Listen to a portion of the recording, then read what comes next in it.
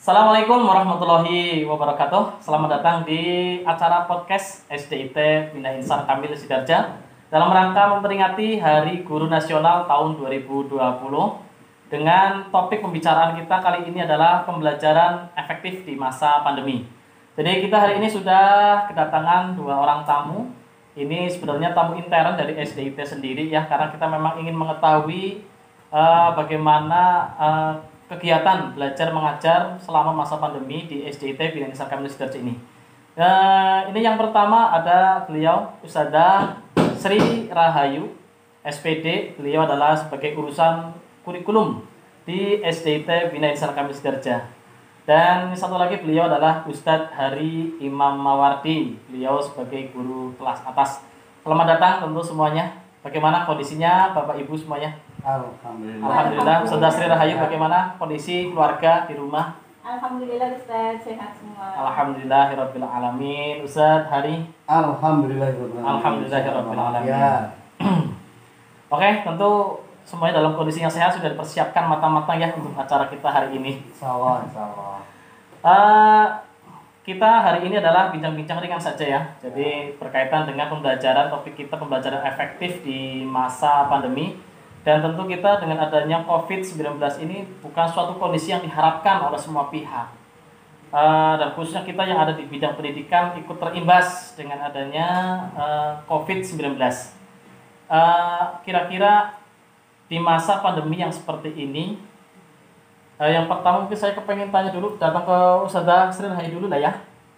Ini sebagai urusan kurikulum ya, tentu memberikan kebijakan kurikulumnya untuk pembelajaran di SDIT agar pembelajarannya itu bisa lebih efektif. Itu seperti apa coba? Baik, terima kasih Ustaz yang sudah memberikan kesempatan. Pembelajaran efektif di masa pandemi seperti yang Bapak Menteri kita sampaikan, yaitu Bapak Nadiem Makarim. Nadiem Makarim, kenal Bu? Dengan Nadiem Makarim. Alhamdulillah Pak. Iya. Pernah ngikuti Zoom. Oh iya. Jadi perkenalannya melalui virtual ya. Iya, alhamdulillah. Malah dengan adanya pandemi seperti ini kita jadi bisa bersama walaupun dari jauh seperti itu. Mungkin kalau tidak ada masa seperti ini, mungkin kapan kita bisa bersama dengan Pak Menteri gitu ya. Iya, betul sekali. Meskipun melalui Zoom ya. Iya, betul Pak. Oke. Pembelajaran efektif di masa pandemi yang beliau sampaikan pada waktu itu adalah jadi beliau itu menyampaikan jangan menekan kepada anak, tapi berikan merdeka belajar kepada anak. Merdeka belajar, maksudnya merdeka belajar itu yang seperti apa? Ya. Ya, sesuai dengan Nadiem Makarim sampaikan.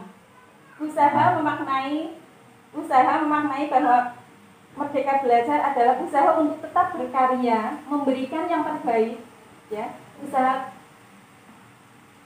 Usaha untuk tetap berkarya, memberikan yang terbaik pada anak-anak kita, sehingga anak-anak merasa terlayani, tidak merasa bosan, dan apa yang sudah menjadi target-target kurikulum tersampaikan.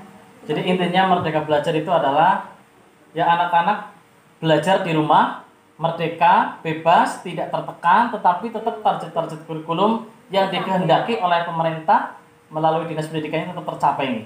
Seperti itu ya.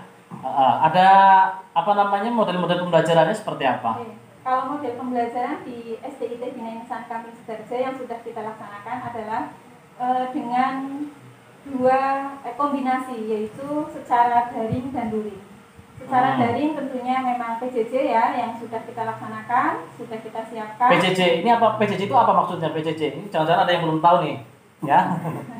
PJJ maksudnya? Itu maksudnya adalah pembelajaran jarak jauh. Jadi kita dilakukan secara kombinasi, secara daring dan luring. Ketika daring, otomatis kita memberikan materi-materi secara jarak jauh, yaitu mungkin dengan video, dengan WA group seperti itu.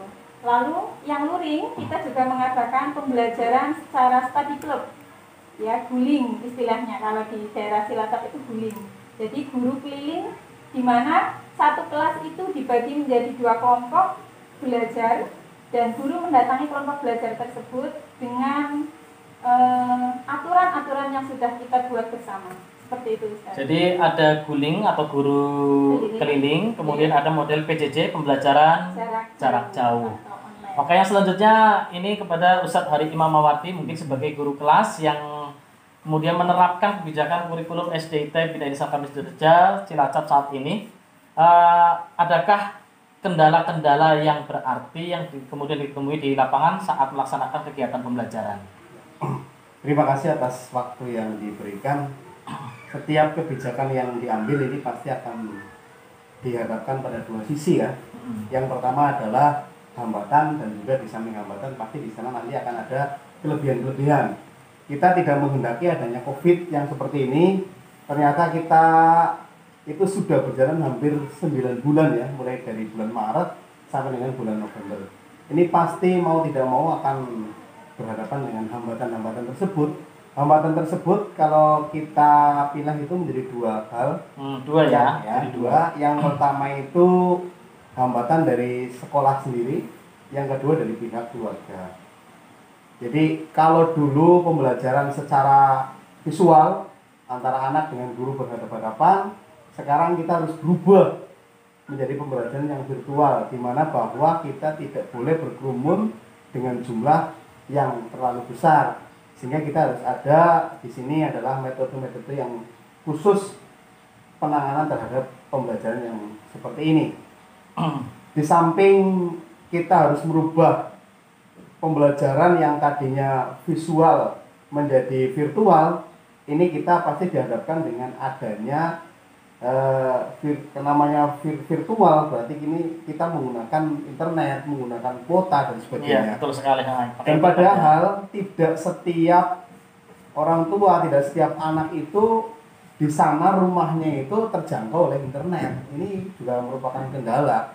Yang kedua, di samping jarak, juga internet yang seperti itu adalah pendanaan. Ini pendanaan jelas berpengaruh, karena tidak mungkin ketika adanya internet itu tidak membayar, tidak memberi kuota. Ini juga merupakan kendala yang menurut kami itu sangat penting sekali gitu. Nah, jadi ini kendala-kendala yang memang, tapi sebenarnya kendala-kendala seperti itu penyelesaiannya seperti apa di SDIT mungkin? Ya. Kalau di SDIT yang pasti itu ketika pembelajaran tadi yang disampaikan oleh Ustazah Sri Rahayu adalah menggunakan metode daring, yaitu di luar jaringan, atau menggunakan metode luring, di mana guru adalah guru berkeliling. Ini adalah beberapa solusi terkait dengan permasalahan-permasalahan tadi, sehingga anak dikelompokkan dalam bentuk kecil lalu didatangi oleh guru. Ini adalah untuk dalam hal ini adalah untuk menjawab kendala-kendala tersebut tadi. Di samping nanti materi-materi pembelajaran sesuai dengan target-target kurikulum bisa tersampaikan, juga walaupun dalam satu pekan itu tidak setiap hari bertemu, dalam satu pekan atau minggu hanya 2 kali bertemu dengan kelompok-kelompok tersebut. Begitu. Ini ya salah satu solusi, walaupun mungkin belum maksimal gitu ya. Tapi intinya di situ berarti dari pihak SDIT BK sendiri tentunya berarti intinya adalah ingin melayani wali santri dengan sebaik-baiknya. Seperti itu Ustazah Sri ya? Betul Ustaz. Terus seefektif apa sih pembelajaran yang selama ini sudah juga digulirkan oleh kurikulum SDIT Bina Insan Kamil Sidoarjo? Apakah pencapaian target dinas saja atau mungkin ada pencapaian yang lainnya? Artinya tolak ukur efektivitasnya dari pembelajaran yang sudah diterbitkan seperti apa? Ya, kita itu kita berfokus di 3 hal, yaitu yang pertama adalah model pembelajaran dinas, yang kedua adalah pembelajaran Al-Quran, yaitu kita fokuskan pada membaca dan interaksi Al-Quran, ya.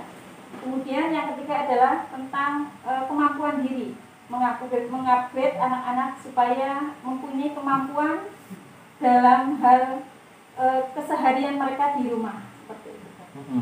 Jadi intinya adalah bahwa melalui pembelajaran yang sudah digulirkan ada 2 model ya, ada guling atau guru keliling dan daring atau dalam jaringan. Ini diharapkan eh, tujuan daripada pembelajaran SDIT tetap tercapai, begitu ya. Seperti kekhasan SIT sendiri kan ada ini Al-Quran ya, kekhasannya dalam hal keagamaan. Ini nggak boleh sampai luntur. Apakah selama ini ada dari orang tua ada keluhan-keluhan mungkin yang kemudian menjadi terhambatnya terselenggaranya pembelajaran mungkin?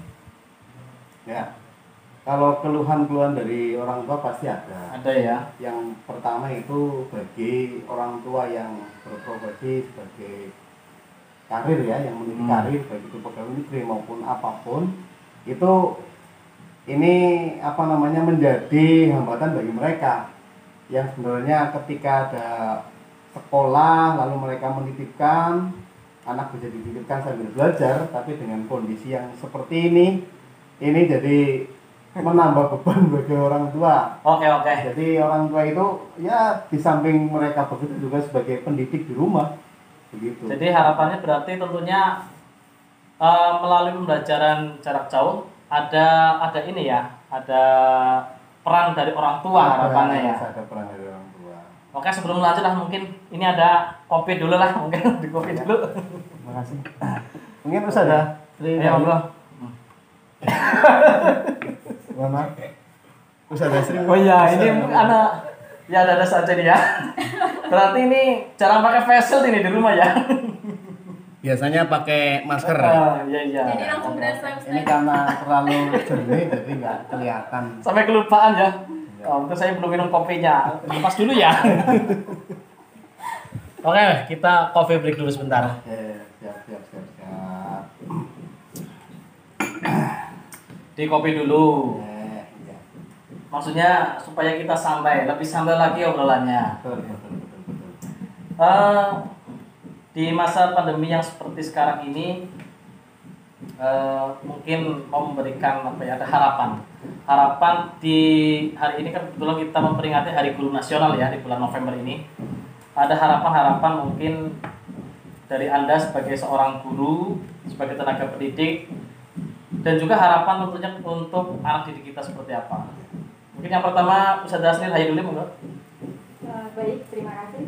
Harapan saya adalah mengajak kepada anak-anak sekalian untuk semangat belajar, beribadah, dan apa yang sudah diprogramkan oleh kita semua ya sudah diagendakan oleh sekolah, mudah-mudahan terlaksana dengan baik. Dan Ustaz, kadang-kadang saya mendengar katanya selama pandemi ini guru makan gaji buta. Guru makan gaji buta. Astagfirullah. Ini siapa ini? Ada yang sampai ke kita kayak gitu ya?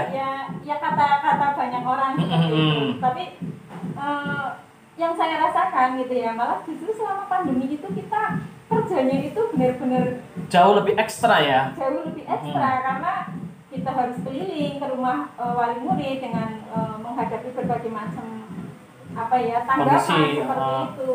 Ya sebenarnya capeknya ya capek gitu. Mungkin kalau dipilih mau belajar di sekolah atau mau guling seperti ini terus ya pasti kita akan pilih normal lagi belajarnya. Dan kita pulang seperti biasa, pulang sore kita lebih menikmati gitu dibandingkan dengan kondisi yang sekarang ini. Jadi kalau dibilang kita makan gaji buta kayaknya mandan kurang ikhlas gitu loh. Mandan kurang ikhlas ya. Bahkan kadang-kadang mungkin sebagai guru menghadapi pertanyaan-pertanyaan melalui WA atau melalui jaring sosial yang lainnya. Bahkan kita mungkin memberikan solusi jawaban-jawaban ketika malam kita sedang tidur, kita sedang seperti itu bahkan ya. Kadang sampai 24 jam kita masih menerima pertanyaan atau laporan, atau mungkin dia mau ngelaporin hafalannya dengan tidak melihat waktu jam berapanya seperti Ustaz pada hari ini. Oke. Bagaimana tanggapannya Ustaz Hari? Harapannya juga mungkin seperti apa? Ya, kalau harapan kami yang pertama agar pandemi ini untuk segera berakhir dari bumi Indonesia yang kita cintai. Amin ya rabbal alamin. Amin. Harapan kami yang kedua kepada orang tua dan juga kepada guru untuk bisa saling sinkron dalam pembelajaran. Karena di masa pandemi ini peran orang tua itu sangat penting dan juga lebih banyak di rumah. Sehingga ketika guru atau ustadz di sekolah bisa sinkron dengan orang tua ketika di rumah, maka ini program-program yang sudah dibuat untuk anak itu sendiri bisa berjalan dengan baik. Sehingga peran orang tua, peran guru untuk bisa disatukan baik di sekolah maupun di rumah. Dan yang kedua adalah kepada anak-anakku semua, tetap semangat belajar, pantang menyerah, dan insya Allah masa pandemi ini akan segera berakhir. Amin, amin ya rabbal alamin. Oke, baiklah, sebelum jadi kita terbatas dengan waktu ya. Sebenarnya kita asik sekali bincang-bincang seperti ini. Tapi ini waktu kita sangat terbatas. Mungkin sebelum diakhiri, saya kepengen mendengar statement closing statementnya dari Ustadz Asri. Seperti apa, monggo silakan. Baik. Saya mengajak kepada para dewan guru untuk selalu belajar meningkatkan kualitas diri, mempersiapkan demi masa depan generasi penerus kita. Semoga dengan usaha kecil kita yang kita lakukan ini adalah sebagai agen perubahan untuk menuju masa depan Indonesia yang lebih baik lagi. Amin, amin ya rabbal alamin. Closing statement dari Ustadz Hari, silakan. Mari kita bantu negara kita, mari kita bantu sekolah kita dengan menerapkan 3M. Yang pertama mencuci tangan, yang kedua memakai masker, dan yang ketiga menjaga jarak agar masa pandemi ini segera berakhir. Tetap semangat kepada anak-anakku semuanya. Peran orang tua, peran guru sangat penting untuk pembelajaran dan kemajuan di sekolah yang kita cintai ini. Oke, terima kasih kepada Ustazah Sri Rahayu dan Ustadz Hari yang sudah datang berkenan berbincang-bincang di sini. Terima kasih yang sebesar-besarnya. Mohon maaf yang sebesar-besarnya juga apabila acara bincang-bincang kita kali ini ada tutur kata yang salah, kurang berkenan, kurang enak hati didengarnya. Mohon maaf yang sebesar-besarnya. Demikian untuk podcast kali ini ya, SDIT Bina Insar Kamil Sidoarjo dengan topik pembelajaran efektif di masa pandemi. Kurang lebihnya mohon maaf. Assalamualaikum warahmatullahi wabarakatuh. Waalaikumsalam warahmatullahi wabarakatuh. Menjaga jarak